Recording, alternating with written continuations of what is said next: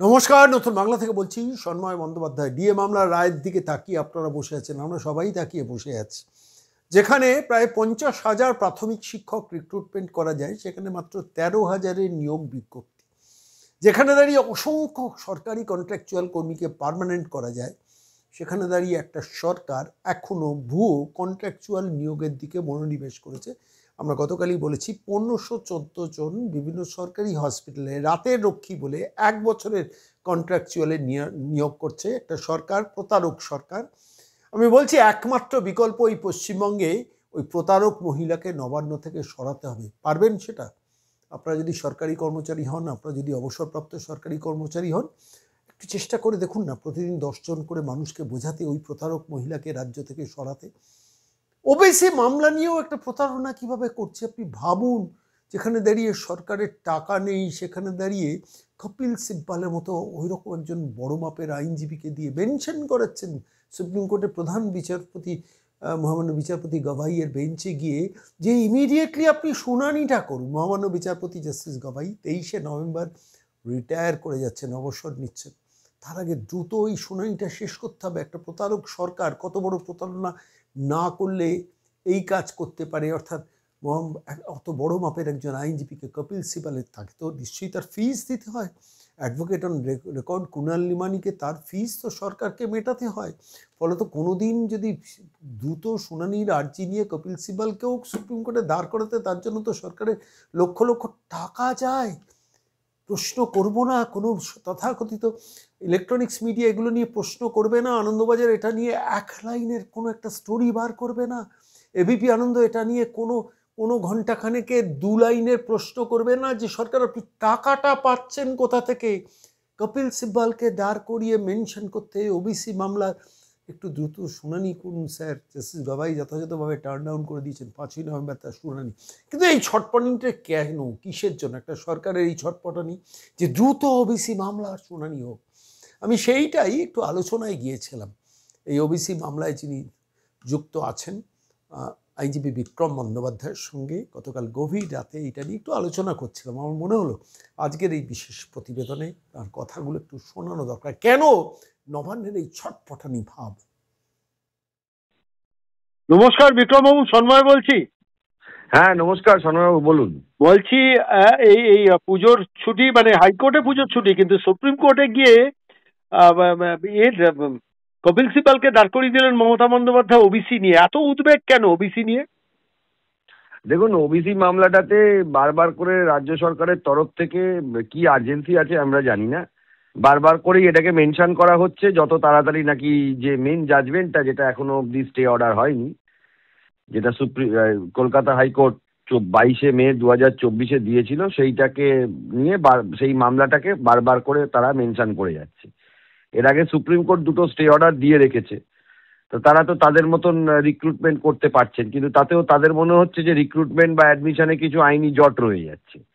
এবং তার জন্য তারা বারবার করে করছেন। এটা সম্পূর্ণ রাজ্য সরকারের প্রচেষ্টা, যেগুলো বেআইনি রয়ে গেছে সেগুলোকে বা যত ভাবে রেখে দেওয়া যায় সেই জন্য বারবার করে মেনশন করছেন। অথচ যে মামলাতে কর্মচারীদের কিছু উপকার হয়, কিছু মানুষের বেনিফিট হয়, সেই মামলাটা কিন্তু রাজ্য সরকার 3 বছর ধরে প্রায় করতেই চাইছিলেন না, এবং জনগণের টাকা, আপনার আমার করের টাকা খরচা করে ওবিসি মামলা নিয়ে বারবার করে মেনশন করে যাচ্ছেন। আমার একটাই প্রশ্ন, সেটা হচ্ছে ওবিসি নিয়ে রাজ্যের মুখ্যমন্ত্রী এত উদ্বেগ কেন?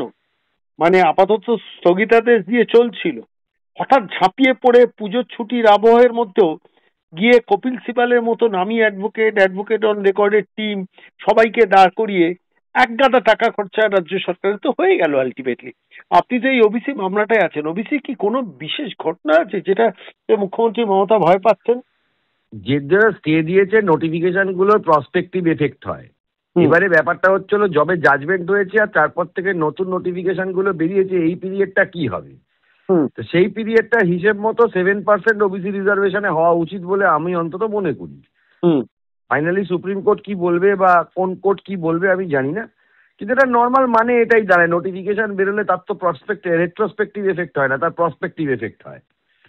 এখন এটা তিনি দৌড়ে যাচ্ছেন, তিনি অলরেডি অ্যাপয়েন্টমেন্ট, রিক্রুটমেন্ট এগুলো সব নোটিফিকেশন করে দিয়ে বসে আছেন। ঘটনাক্রমে আমার আপনার কাছে এবং একটু তার প্রশ্ন। মধ্যে আরেকটা বড় সমস্যা আছে, সেটা হ্যাঁ, বলুন। হচ্ছে হলো কিছু ওবিসি এ কে, হুম, যেগুলো আপনার আগের ওবিসি এ ছিল সেইগুলোকে তারা এখন ওবিসি বি করে দিয়েছেন, আবার আচ্ছা। কিছু ওবিসি বি কে আবার ওবিসি এ করে দিয়েছেন। হুম, হুম, এটাও এই লিস্টের মধ্যে হয়ে আছে, হুম, যার জন্য হুম, তারা বারবার করে লাফাচ্ছেন যে এই আগের যে যে জাজমেন্টটা হয়েছে সেইটার উপরে যদি একটা স্থগিতাদেশ করানো যায়। হুম। না, কিন্তু আগের জাজমেন্টে তো একটা স্টে অর্ডার আছে, যার জন্য এই না, recruitment- মূল যে জাজমেন্টটা 22শে মে 2024 হয়েছিল সেই জাজমেন্টের উপর সুপ্রিম কোর্ট কোনো স্থগিতাদেশ দেয়নি। আচ্ছা, 2025 সালে যে মামলাটা হয়েছিল, যেটার উপরে নোটিফিকেশন গুলো বেরিয়েছিল, হ্যাঁ, সেই মামলাটার উপরে সুপ্রিম কোর্ট স্টে অর্ডার দিয়েছে। একটু ক্ল্যারিফাই কারণ করবেন ব্যাপারটা, যে 22শে মে 2024 যে ওবিসি সংক্রান্ত রায় আর 2025 রায়, এই দুটোর মধ্যে তফাৎটা কি একটু যদি ক্ল্যারিফাই করেন। 22শে মে 2024 কলকাতা হাইকোর্ট 2010 সাল থেকে 24 সাল পর্যন্ত যে নোটিফিকেশন গুলো করে বেআইনি ভাবে ওবিসি সার্টিফিকেট ইস্যু করেছিল, হুম, সেই সার্টিফিকেট গুলো কলকাতা হাইকোর্টের রায়ের ফলে ক্যান্সেল হয়ে যায়। ক্যান্সেল যত হয়েছে, ঠিক, নোটিফিকেশন ছিল ক্যান্সেল হয়ে যায়, তার ফলে সার্টিফিকেট গুলো ক্যান্সেল হয়ে যায়। ঠিক। এবারে রাজ্য সরকারের তরফ থেকে নতুন নোটিফিকেশন আনা হয় হচ্ছে হলো মে মাসের 2025-এ। আচ্ছা, এই যে পিরিয়ডটা, এই পিরিয়ডটাতে তো 7% রিজার্ভেশন হওয়া উচিত, কারণ তখন তার আগের মানে 2010 সালের আগের যে রোস্টার ছিল সেই রোস্টারটা লাইভ ছিল। হ্যাঁ, তো যে নোটিফিকেশন গুলো এনেছেন সেগুলো আপকামিং রিক্রুটমেন্টের জন্য, এই পিরিয়ডে রিক্রুটমেন্টের জন্য কোনো রোস্টার ছিল না। যদি থেকেও থাকে সেটা 2001-এর রোস্টার হবে, মানে 2010-এর আগের রোস্টার যেটা সেটা। হুম, হুম। তার মানে সেই জন্য এই যে স্থগিতাদেশটা সুপ্রিম কোর্টে এখন পেয়ে বসে আছে রাজ্য সরকার, সেটা মে in respect of new 2025 notifications, 2025 notifications. নোটিফিকেশনটা আলটিমেটলি যে মামলাটা করেছে রাজ্য সরকার, সে মামলাটা কি মে 2025 ছাড়া 22শে মে 2024টাকেও স্টে করানোর জন্য, তাই তো? 22শে মে 2024-এ ওটাকে স্টে করানোর জন্য বা ওই মূল মামলাটার হিয়ারিং করানোর জন্য, ওইটা সুপ্রিম কোর্ট স্টে রিফিউজ করে হিয়ারিং এ ফেলে দিয়েছে। আর আচ্ছা, এইখানে কলকাতা হাইকোর্ট যে নোটিফিকেশন গুলোর ওপর স্টে দিয়েছিল, সেই নোটিফিকেশনের সেই অর্ডারটার এগেনস্টে সুপ্রিম কোর্ট স্টে দিয়েছে, সেটা অন্তর্বর্তীকালীন স্থগিতাদেশ ছিল। আচ্ছা, মানে মে 2025-এ যে রায়টা দেওয়া হয়েছিল, যে মানে কোনোভাবে মানে মে 2025-এর রায়টা একটু ক্লিয়ার করবেন, কি দিয়েছিল কলকাতা হাইকোর্ট? কলকাতা হাইকোর্ট 2010 সাল থেকে 2024 সাল পর্যন্ত হ্যাঁ, যে নোটিফিকেশন গুলো করে রাজ্য সরকারের তরফ থেকে ওবিসিতে অন্তর্ভুক্তিকরণ করা হয়েছিল সেগুলোকে তো বাতিল করেছে, সেইগুলো সুপ্রিম কোর্ট বাতিল করে দিতে, তার ফলে সমস্ত ওবিসি সার্টিফিকেট বাতিল হয়ে যায়।